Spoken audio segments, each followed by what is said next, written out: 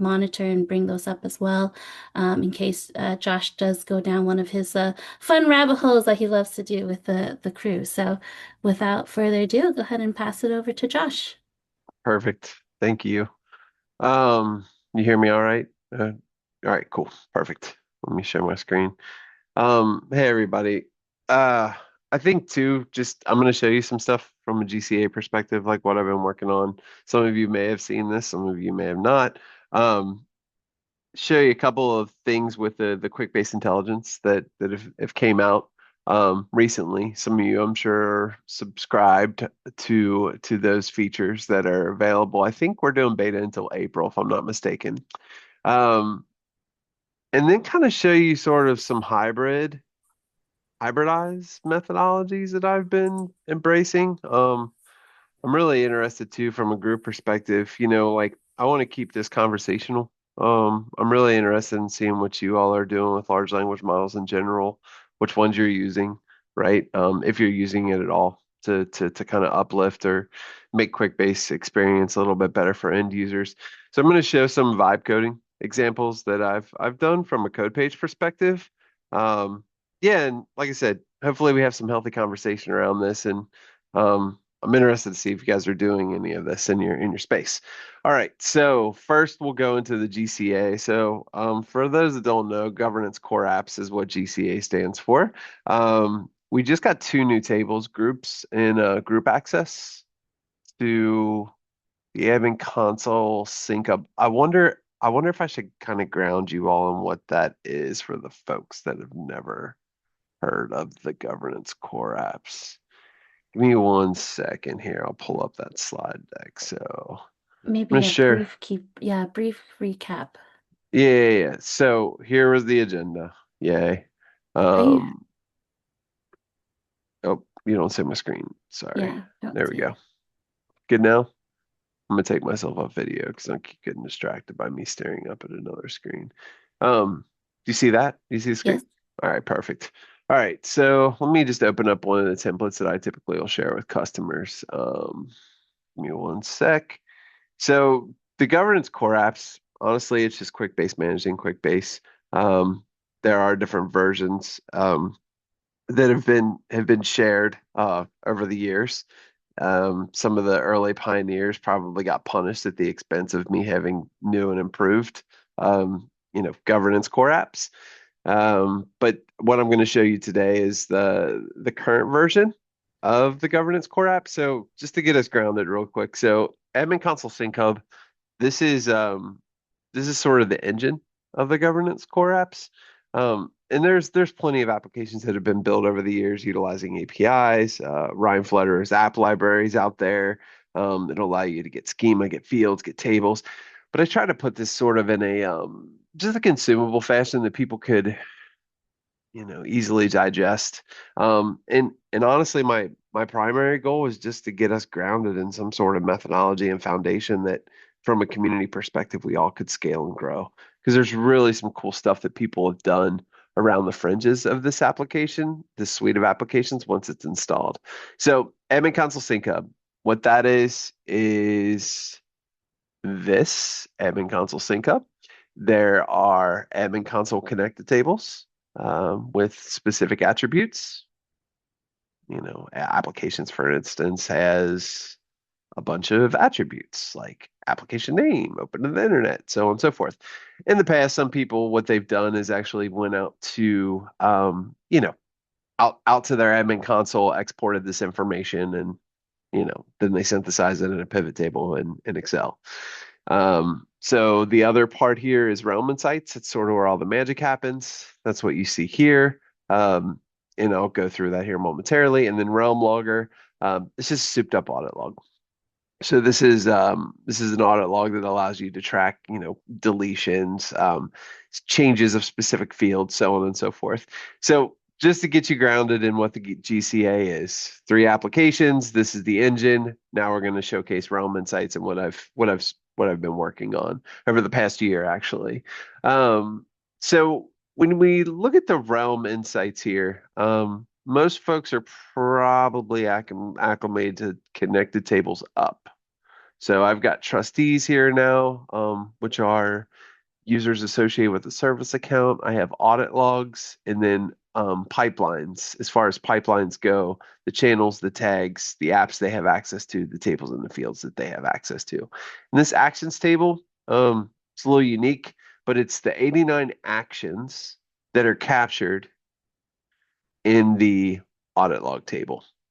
So, and I'll get to that here momentarily too. All right, so I'm gonna pause there for a second. Is there questions so far about any of this? I don't see the chat. No questions so Okay, far. perfect. All right, cool. All right, so in the past, probably had connected tables. This is actually what's out on the exchange. What I'd recommend short term is if you want to do installations or get an uplift to the next version, just reach out to me and I'll gladly assist. Um, you can access that by just clicking this yellow button here and scheduling time with me. It has access to my calendar. And this glossary of terms is in any version of the GCA that's out there in the world. Um, but with audit logs, I've added a lot of things in pipelines. These are the two primary things that I'm going to focus on today. So first, we'll start with pipelines. Let's just look at these are the 40 that have been, you know, triggered within this month, for instance. So I click on this 40 and I take a we'll look at one of these pipelines when it loads. So let's look at this first one. So if I view this, you'll see um, this pipeline now shows you this record shows you how many apps it touches, how many tables it touches, how many fields, how many tags are associated with, and how many channels. And these also show down here in these corresponding tabs if you wanted to view. But if you wanted to drill in, you could totally do that too. Um, if you're a super user, you have access to these, you could actually go to the specific field that's being affected by or part of that pipeline. And then it just shows you a handful of other pieces here. So successful runs, what this represents is within the last 24 hours, that's how many times this is ran. Um, so yeah, that there's a lot of information here that's not really easily accessible in one place, but now you have that potential. Um, so that's the pipeline side of things. Audit logs is a lot more involved. I was in Empower last year and I was like, oh, I'm going to release this within the next month, and totally failed on that. It took me a while to build out this aspect here. So one thing to point out with audit logs is when you look at the audit logs table itself, there are 89 total actions that are being captured in this audit logs table that's the admin console connected table. And the reason for that is if we captured everything, it would be a lot. I think there's 125 total actions. If you go here to audit logs, and then on audit logs, you click on actions, which is a hyperlink here. It built an application that will allow you to see all the actions in one place. And obviously, like I said, there's 125. If I look at this view here, anything that's blue, these are actions that are captured within the admin console sync hub that I showed earlier. The ones that are black, they are not captured because if I tracked every action, your tables would max out in a handful of days based off the volume that your specific account's dealing with. So if you see ACC table, no or yes, these are all the actions in their glory, 125 total. But if you click ACC table, which what ACC table is admin console sync hub, right? That's what this table represents, ACC table. So if you click yes, you now have 89 total actions that are represented. And you'll also see that in what's called an actions table. If you click on this actions, and I'll show you how this functions here in a second. But these are the 89 actions that were showcased in that application that I just showed you. All right, so now if you look at those audit log items in Realm Insights, right? So we're back in Realm Insights. There's actually two series of dashboards. This one's a little bit lighter just because I didn't want the load time of the user experience to suffer at the expense of a high volume of data. Um, so I really got after last 2 weeks of actions that are captured within the audit logs table. So, there's create actions, update actions, delete actions. I try to get after CRUD. And we can just look up CRUD real quick and what that is, but create um CRUD. So what's CRUD when you're sick? So so information. So it's create, read, update, and delete. So I got after the create, the read, and the delete actions that I could capture, right? Access didn't make the cut just because, like I said, it would create a huge amount of volume within the tables. So if you guys want to pull that information, you can with what's called the Get Audit Logs API, but I think that's an enterprise feature if I'm not mistaken. So We do have could two also, questions yeah, here. good. Yeah, let's go. So Miss West said, so the pipelines, apps, and fields are for low code steps, right? I think the indexing reference Yep. to DIBDs and the FIDs in apt calls is not in place. So I need to read that question. Or Wes, come off the mic and I'll glow. Hey, can you hear me, Yeah, Josh? I hear you. Yeah, yeah, of course. Yeah, yeah. So, like if I use a make request or webhook step, and Correct. I'm creating a JSON body or even HTTP request or whatever, like Yep. that, none of that is read in the No. pipeline jobs to index it. Nope. Okay, all right, Yeah, cool. there's no that's so awesome. Like to point out, there is no API available publicly to get this information. It all comes from that admin console connected table called pipelines. And if you really want to look under the hood, Wes, what I'm doing is, and you'll see this repeated over and over again with me kind of utilizing these tables. I take these comma separated values and make them individual records. And that starts to give you a lot more visibility into, oh, how many tags are associated with this? Well, there's three. But right now you're just looking at three values within a table, within a field. And what I like to do is break that into pipeline tags, right? Or if you look at app IDs, I'm breaking those into pipeline access. So now you can start to see, you know, that information sort of cascaded in a way that's gonna, it's a little bit more consumable and allows you to get more insights into the pipelines than just like, oh, it touches all of these tables that you see here. It's like, well, what am I going to do with that? So I've done the work for you. And this is where it gets a little bit more complex is the tables and fields. So I've parsed all those out too to make those pipeline tables and fields. So 4 tables plus the pipelines that's copying the records, Wes. Is that we good? Is that good? That's interesting. I want to look more into what you just showed me. Yep. I'm also thinking about like if I have a third party integration, like let's say I'm calling ADP or Mm-hmm. Dropbox or whatever, right? And Yep. then receiving presumably a JSON response, and then making a subsequent call to post to Quickbase, using Jinja templating. Um, there's currently, I think there's no way unless we're actually evaluating the YAML of the pipeline job to figure out which database IDs and field IDs the job is using, that the pipeline job is using. And so, Right.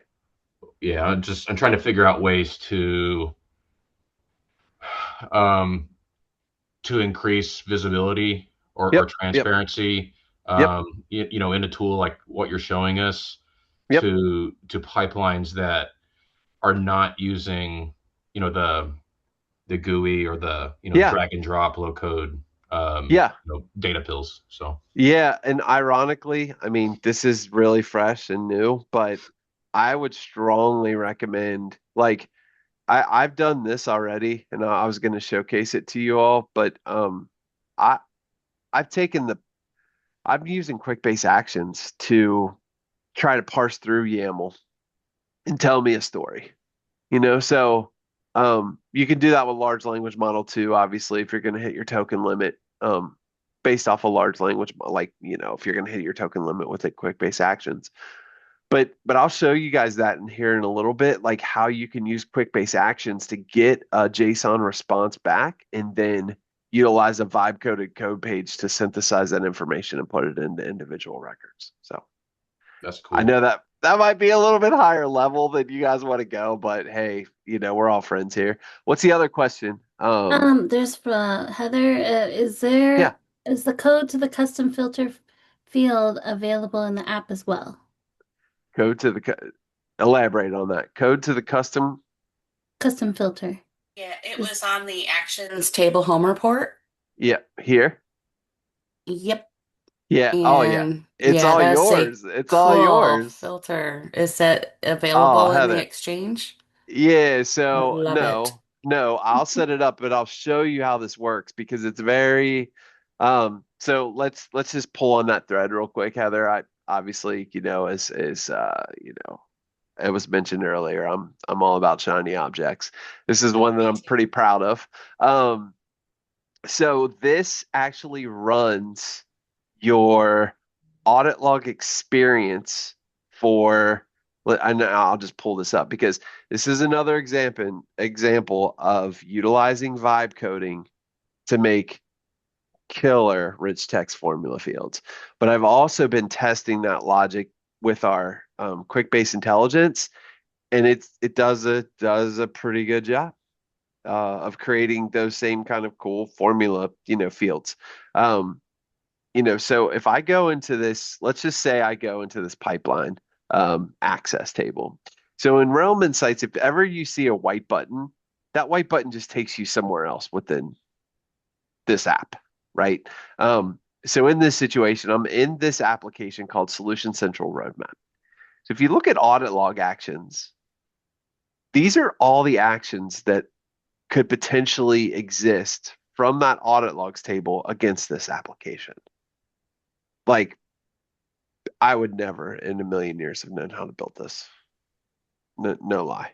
But I did, right? Like I built this with the help of a little buddy. I'm pretty partial to Claude. I like OpenAI also, and use Gemini for what it's worth. So I try to use those three in concert pretty often. But what I want to show you here is these data points above are based on the filters set in the actions table. So that's where this actions table comes into play. And I'll pull an application that has a little bit more data there that I've just been working actively in, which would be Realm Insights. And I'll show you how that filter works, Heather, just to give you clarity on how it functions. Because it's like, oh, that filter's cool. But it's like, I think what it does, it allows you to really filter a subset of data.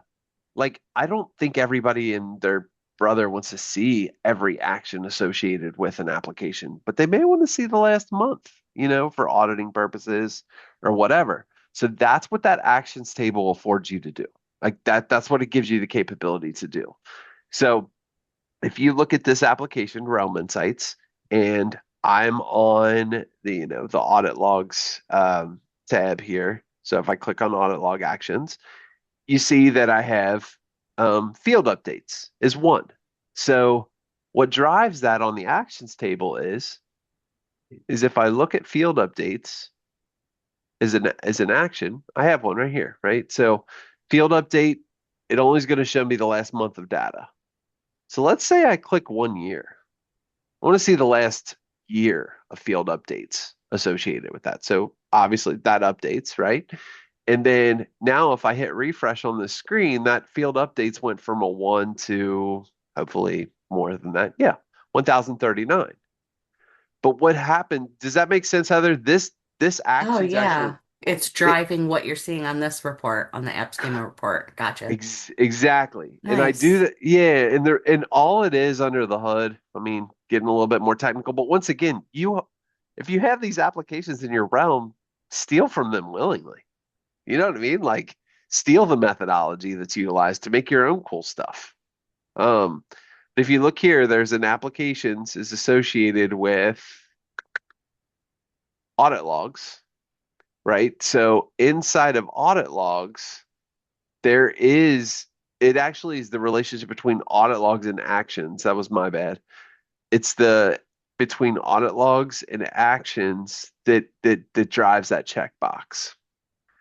So I have a checkbox called days in the past, or days in the past is in audit logs, and the checkbox says if days in the past plus today equals blah blah blah, then show these records kind of deal. So, but yeah, you can geek out and like see that. But yeah, just schedule time with me, and I'd be more than happy to install these, and you can at least, if you don't want the GCA, at least you have the applications that you can steal from. Um, and what other questions do we have? Because I much more prefer conversation than Yeah, there's one from Dwight. yeah. Speaking What's up, of, Dwight? yeah, I don't know if Dwight, if you want to come off mute and ask the question.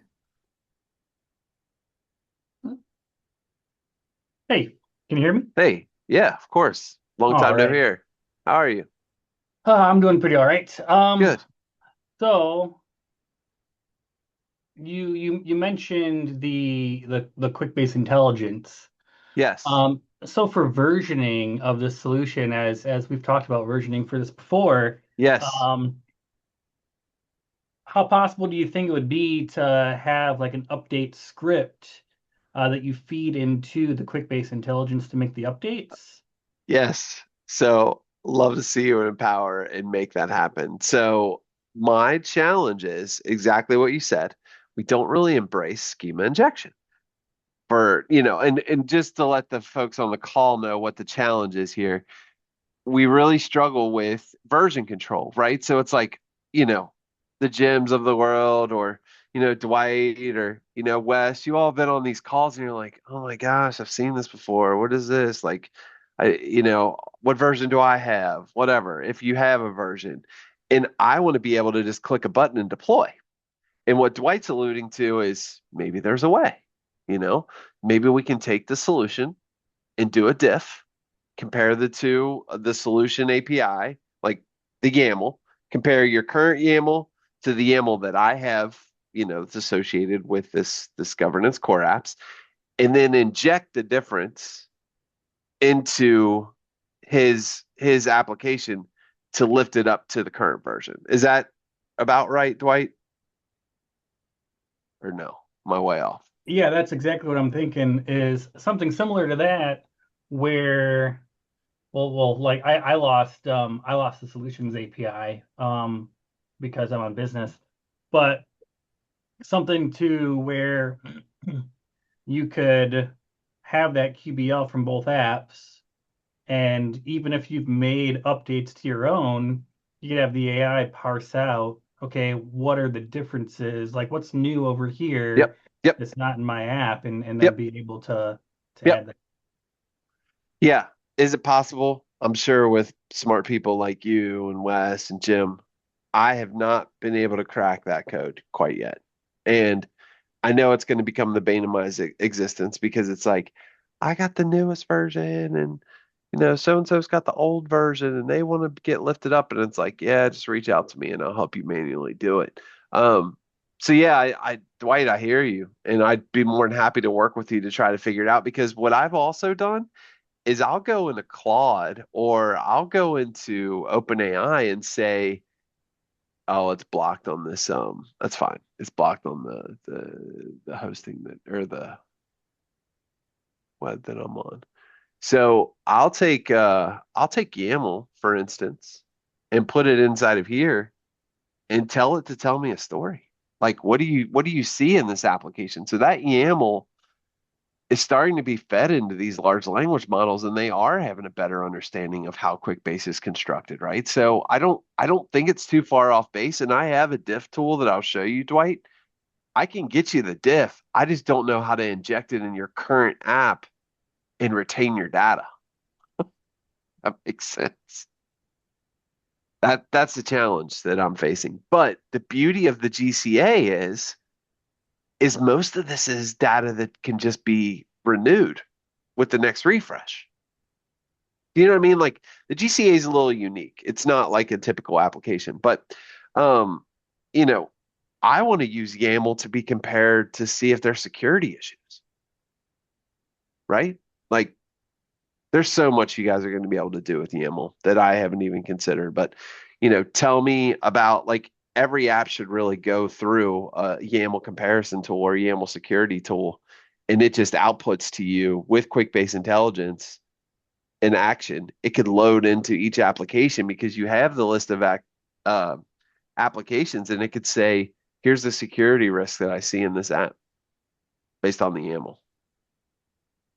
Tell me about any security risk uh, you see uh, you see in this Quickbase app, whatever. You get it. And we'll let the machine think for a minute. And I'm sorry if this is going over people's heads and you guys are like, what the heck are y'all talking about? I mean, Dwight, we can pull up obviously whenever. I'd love to figure that out. What other questions we got? I think there was a few comments. Hold on. Uh-oh. We gotta go up. What is it? Copy with taste. That came from Sam. I don't know what that means, but I don't know. Like, what does copy with taste mean? I'm not sure. Scrub your slug before pasting. That people want shirts. Maybe I don't know. That's okay. Oh, that's hilarious. So account slugs. Yep. Yeah. Yep. Yeah. Yeah. No, what was the other one though? This Uh, copy. With taste? Yeah. I don't know. Sam, you wanna tell us what that means? Yeah, I can come off mute and tell you. I just he was saying to steal things from the app. I just thought that was a very strong word. I've heard, Oh, copy paste, copy with taste. I've heard it said different ways. Yeah, no, that's solid. Copy with taste. I could say that. Yeah, that's good. I a more mean, elegant Um, way. yeah, that's all we do. That's what humans now, are. We copy with taste. now that I'm off mute, what do you do for your rich text project here in ChatGPT? I see you have a project, rich text formula fields. Yeah, so I tool with making, I love to, so for instance, I've been working on creating let's say a second brain, right? Hmm. Where I mean, obviously notebook LM's good and all that good stuff, but from a proprietary perspective, I've got to utilize the tools that are approved. So I've really got into making my project folders to just enhance my overall experience because I'm tired of feeding the model the same information over and over again. So I'll put documentation in there that just helps me to build rich text formula fields. But the funny thing about it is it's getting so good within, I mean, and this is only running haiku, I think 4.6 maybe, I can't remember. I can look up the exact version, but this is running Claude haiku. And it does a very good job of like building pretty good formulas. But I find myself going to Claude pretty often just because of the iteration piece. But that goal with that project folder was just to help the large language model understand. But as you all know, it understands more than I can help it understand at this point. I mean, they're getting pretty good. Um, is that make sense? I mean, whatever. I mean, that's what I do with that. I like making projects because I hate repeating myself. I ask myself questions actually. All the documentation I've created, I've made a project called, governance, questions, and I want to make an agent, a GPT for our organization so they can ask it versus me. Getting lazy, I guess. No, that's smart. I want to do something like that as well. Yeah, that's solid. Um, Another question here from Robert. yeah, When is a good time to update the older version of the GCA? yeah, we can do it, Rob. I think we were working with you actually, to talk about when. I'd say now is it's never going to get as complex as it was for audit logs, right? Like that was just a beatdown. Like for me, it was because it's related to so many things, right? Like, um, one of the things. So to answer your question, I would say now would be fine. Like if you're using groups, that's the next iteration that's going to come is group and group access. But those are easy to build because they're not entangled with everything. Um, so I would say now is fine, Rob. But that really just depends on what you're trying to get after. I just feel like pipelines, that's super valuable if you don't have that. Um, Josh, since you've just sidelined over to pipelines, my Yeah. questions kind of got buried up in the top half of the Yeah. Go ahead, chat. Laura. Go ahead. Have you figured out a way to get the YAML out of pipelines into a record without having to copy and paste it? So the whole YAML. Yeah. Yeah. So I let me show you this. I still paste it in my state, but Wes, like Dwight, can you all think of a way to put that whole payload in and output it to a record in its current state? Like I don't know of one. I found a way. How do you do it, Nicole? I found a way. She's going to say, it's proprietary. You got to pay me for the solution. No. No, I don't work for that company anymore. Yeah. I mean, no, so I was thinking of the same thing. I found the API that a user, you run it, it's in a button, it's per user, you push it and it grabs all of the pipeline YAMLs for that user. So, I mean, I figured it out on Saturday. And so it pulls it, it's on a document, and now we're working on parsing it, being able to parse it and put it into a file attachment. Yeah, so I don't know. So Ben, for your benefit, I submitted this as an AMA because this shouldn't be as complicated as it is. So, Right. I did comment that Quickbase as a whole has done an amazing job of eliminating the lift and effort required to document pipelines and maintain them. I mean, it's all right when you got 2 or 3, but when you got 300-400, it's a whole different story. And everything else can sync to the sync tables, everything except the YAML, which is the most important thing. Outside of the ID, it's the most important thing that anybody really cares about. Because if something's broken and you have no idea when it last ran, it doesn't matter how good your activities list is if you don't know when to look for. Yeah. So Laura, Nicole, what you've done, like I have no idea, right? Like there's so much hacky stuff. Yeah. There's so much that you can do now. There's things, Laura. If you put this in a URL button that I put in the chat, and then you click it, it's like I said, it's per user.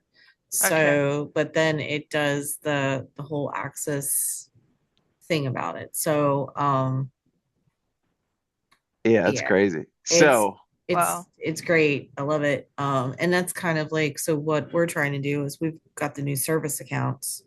So we're trying to transition the ownership of pipelines from the individual users and whatnots over to the service accounts. So we've got to load and just trying to identify, and that's where we kind of got to start too. So yeah. Wow.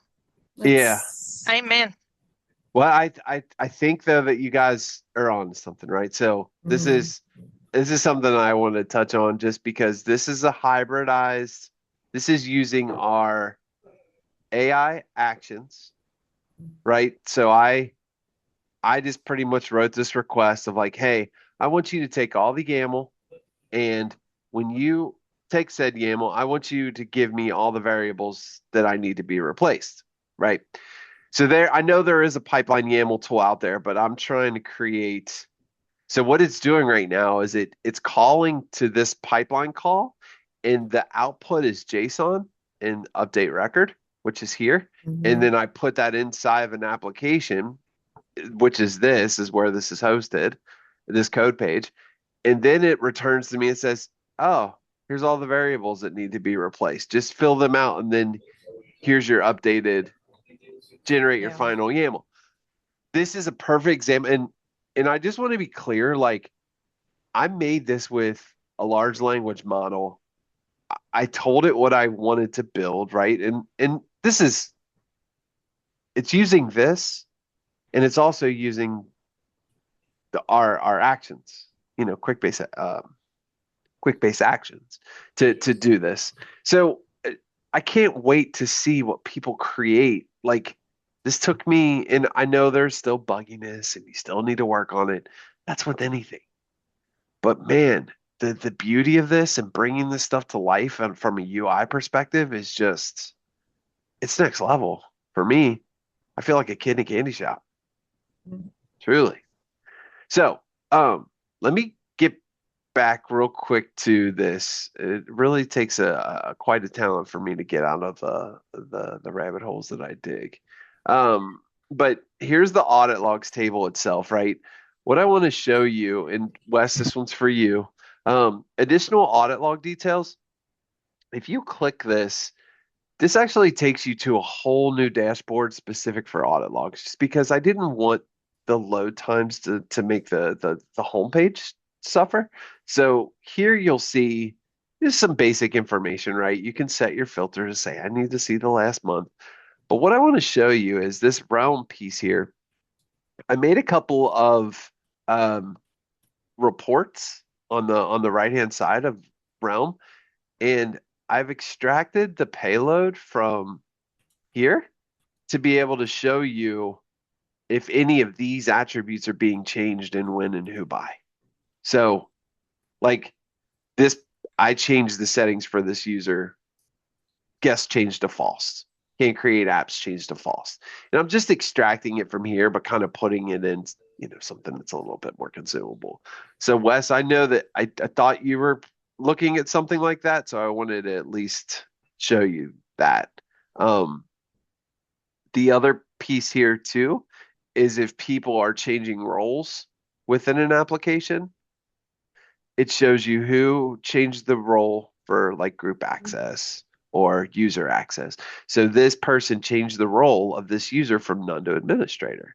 So you could actually create flags to be like, let me know anytime role 2 turns into administrator. And I kind of have a struggle a little bit with using a role name as an indicator for privilege.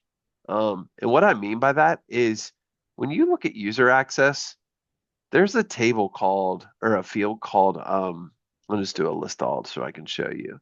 There's a field called, I think it's called permissions. Let me look here. Here we go. Yeah. App level permission. This I feel like is more important than a role name, because this shows you what privilege they have. And if you look up what the app level permission is, right? So, app level permissions in Quickbase permissions. So I'm just gonna be very general because I like to be a jerk. Yeah. I'm So not it's like, muted. what? Yeah. What would you like to do? So what are the app level permissions?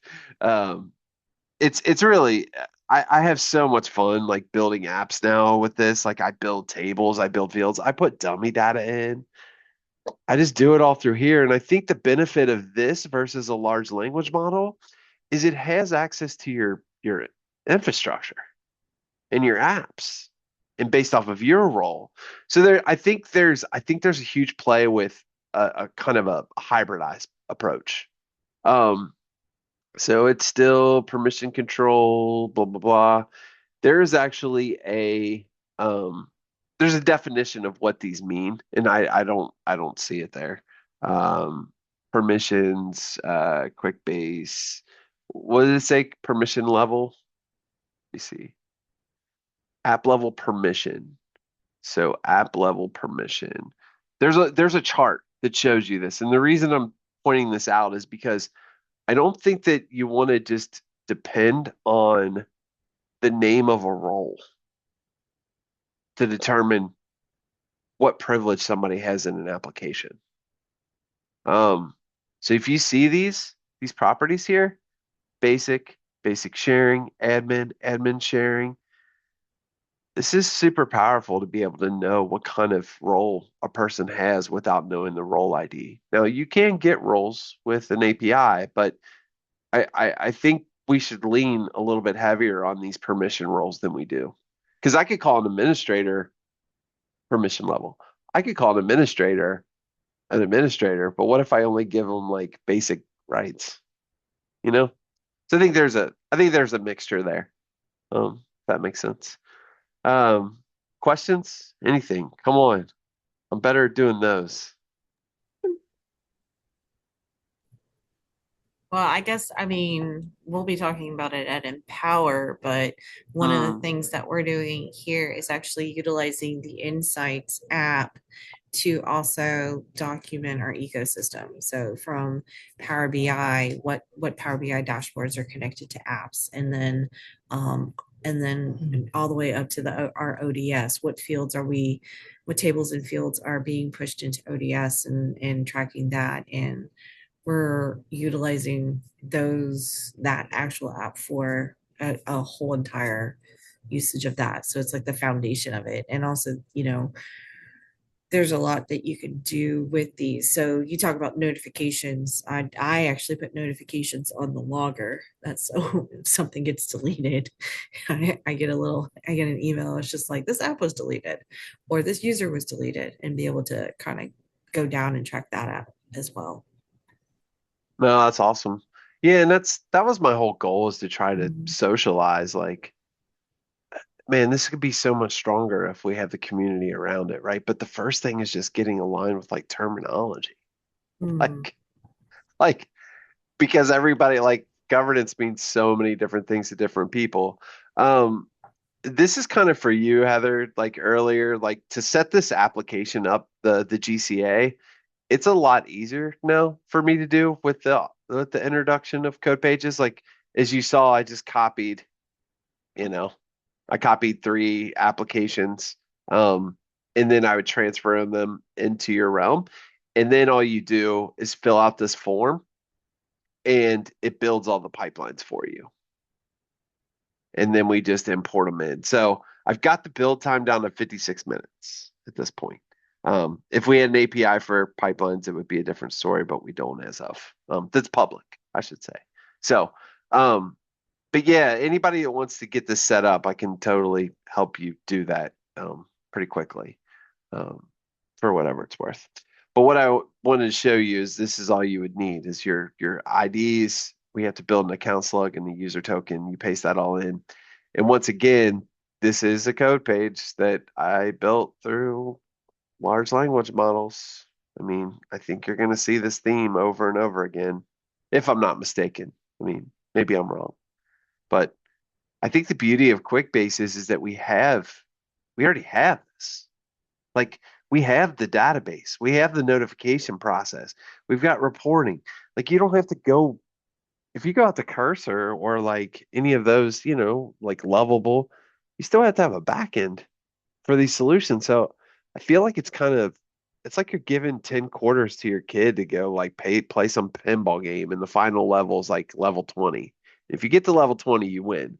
Well, they get their 10 quarters, they get to like level 15, and you're like, oh, that's cool. You made it to level 15. It's like, well, I'm out of quarters. It's like, I don't know what to tell you. So I think a lot of slop is just being built personally. It's my theory, but we'll see. We'll see. We'll see. Um, this is just a simple form I wanted to show you all that I built. It writes to here, but I was having like sales folks that wanted to do like GCA installs or have me talk about governance. So instead of having them, and this is going to lag on your all screen, but this was sort of my verification that you're a human. And then this form comes up, and they fill this information out, and it writes to a Quickbase table, right? And this request form, like, I prompted a large language model to help me build it. I told it the fields to map to, and it built it, right? Like, and then the other thing that I did is under the hood, if you look at my requests and you look at my notifications, I also use a large language model to make my notifications super like clean. So now I can just go to, I just take this code here. And this was actually the wrong notification because it just lets me know like, hey, this got added. But and I'll walk you through this whole process of the submission. But dude, you just take the source and you're like, go, dear large language model, help me out, make this better. And now your notifications is so much cleaner, right? Just just by a quick, just pasting that source code in and saying modify it, make it look good. Now, the uniqueness of this form that you saw here in the request is once you fill this out, so let's see, client email, let's say, and then J Miller. This affords them to, so just imagine you're filling out a submission form. It's like, okay, what do you want to do? I want to do governance, blah, blah, blah. What do you want your date to be? All this is going to write to Quickbase. And I know for the not so newbies, you guys are like, yeah, whatever. I've done this a million times. Submit request. Oh, and then there's even error handling in here too, right? Like to make sure that people fill out what they. Now, this is the cool thing. So this request code here, they now have got a notification that says, hey, you've got a request code. And they also get it here. It says request code. And it says if you ever want to update information or track your request, use this request code, right? So if we go here and look at the request itself, I'll show you how this code works. So they're not logging in. They're not logging in to do any of this. They just fill this form out. It takes them like a minute to fill out. So it's easy. It's easy for them, right? So they click on, let's say request tracking. They wouldn't click on this. They have it in their notification. You can put this code in. And you're like, I want to get the status of this. Oh, there's a status, right? So the key field is this generated code in the record.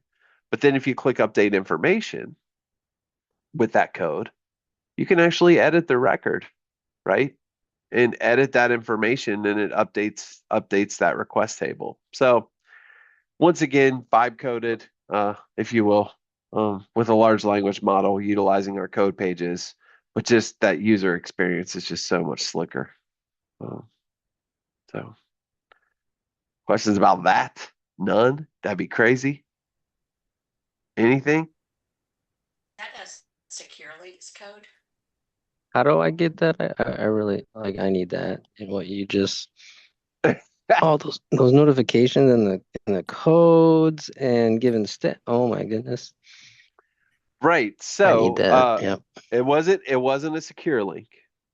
It was just a code where I've told myself if somebody gets this code, it's okay. It's not gonna break anything, right? So you have to think and take into consideration, overall like security. And what I typically do, Heather, is I'll actually build these code pages and then I'll say, hey, could you make sure these are secure? Because one thing that, you don't want to expose a user token. Like there are things that you want to make sure you're secure about. But I would ask the large language model, like, you guys should really try to just build a simple code page and say, I want to make a form. Here are the fields that I need to update. Here's the table. Here's the app ID. And it'll build it. It'll build it. And Rob, like, we can offline, I can, help you or whatnot. But, this is, I don't think this is going to go away. I think people are going to want to use a large language model of their choice to build things. And I do think that Quickbase AI, like AI intelligence and large language models that your companies have approved play nice together. I've shown a couple examples of that, but I'm not going to show you all the intelligence stuff outside of like, you guys have probably been on some of those calls. It seems like you guys are regulars to these things, but yeah, Rob, I think you'd be surprised. Like, do you have a large language model that your company's approved?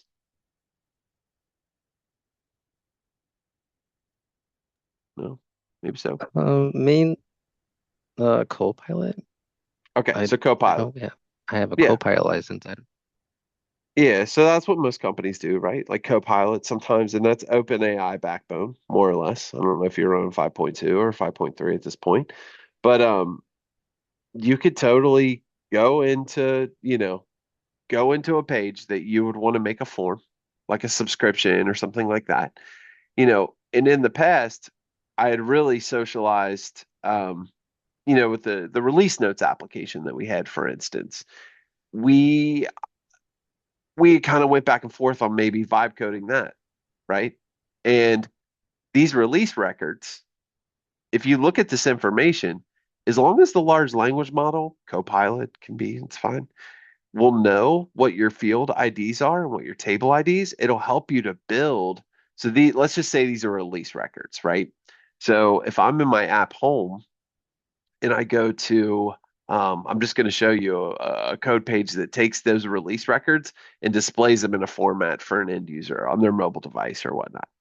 So you look at Quickbase release notes, and as it's loading, I'll show you this.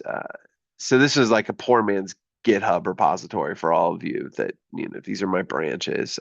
I got to new releases version 2F. I really like that. But this is as simple as, let's say I want to see all time. All right, cool. Here's all my features. Obviously I've got something here that's going on that I need to fix, but once again, that's talking to a large language model and fixing those things. But if I look down here, it sneak peeks. You see that this directly correlates with, if you look at this right here, this is a record. It says get products updated directly in Quickbase now. And if we look at the get products updated directly in Quickbase now, right? And then let's say I want beta opportunity to show. So, and I'll show you what beta opportunity is here in a second. So I click this, I click save. Now, if you look at my UI, here, BO, beta opportunities, doesn't show here. Now, upon refresh, it does. So I'm driving the behavior of this UI based off of what I'm filling out in Quickbase. And I still get the notification process, the reporting, the style of the form, whatever I want in Quickbase. But my end user gets to experience this, right? And then if you click this, subscribe to updates, for instance, this is writing the Quickbase. So I hit subscribe now and say, okay, right? And now if I go over here to my subscriptions table, there's a new entry for me.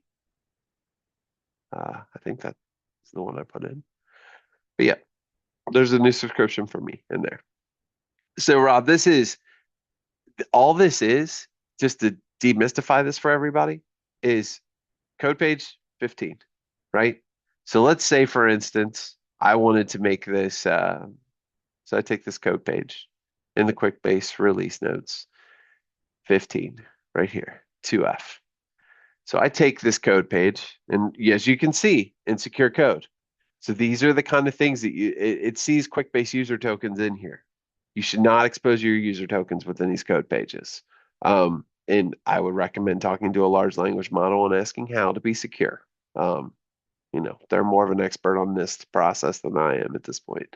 But if you take this code and you put it into a large language model, you could actually say, I want to update this, for instance, to whatever. I would just paste this in, for instance. Let's say I paste it in here and I'm like, please change mode to pink and pretty. I don't know, whatever. So now it's going to work on that code. And then all I do is I take that code and I'll paste it back in place of that code that was there. And that's my modification. So one of the challenges I feel like we're going to face is version control, from a code page perspective. So what I do is I'll copy the actual code page, and then I'll put the new code in the original code page. So I don't know if that makes sense or not, but I'll just go here. I'll go to app settings. I'll go to pages, and then I'll take number 15, which is wherever it may be, 15, and I'll copy it. And then once I've copied it, it'll say, I'll look for that 2F, wherever that may be. And now I have copy of new releases, right? So this is the old preserved code. So I'll keep this as is, but then I don't want to lose that page ID. So I'll take that 15, that code page 15, and replace it with the code that this gives me. That's a bold choice. Blah, blah, blah, blah, blah. So it softened the UI, blah, blah, blah, blah, blah. So you could just take the style and replace it with the style. That's what this is saying to do. But you could also say, I want the full code, and you just copy and paste it in. So I know we're close to out of time, Esther, but that's, yeah, I showed you a lot, I'm afraid. Um, No, it was great. I think people had lots of questions and kept you busy with questions, so that's really awesome. And I think it's just great to see how your mind works and digging in and using all these inside and outside tools together, and to see how powerful that is. And I love that, we've got some safety guardrails in place.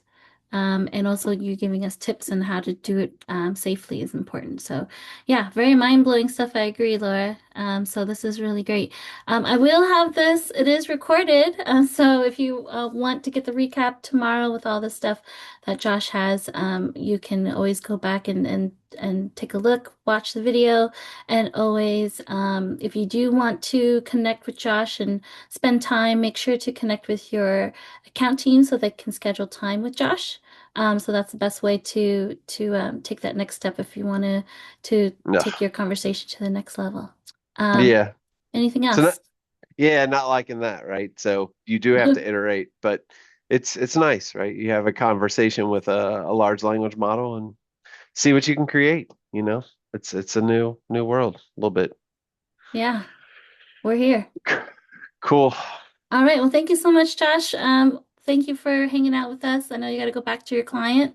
Have a good one over there. And thank you everybody for joining us today. And we'll see you hopefully tomorrow at the Juiced Crew Meetup.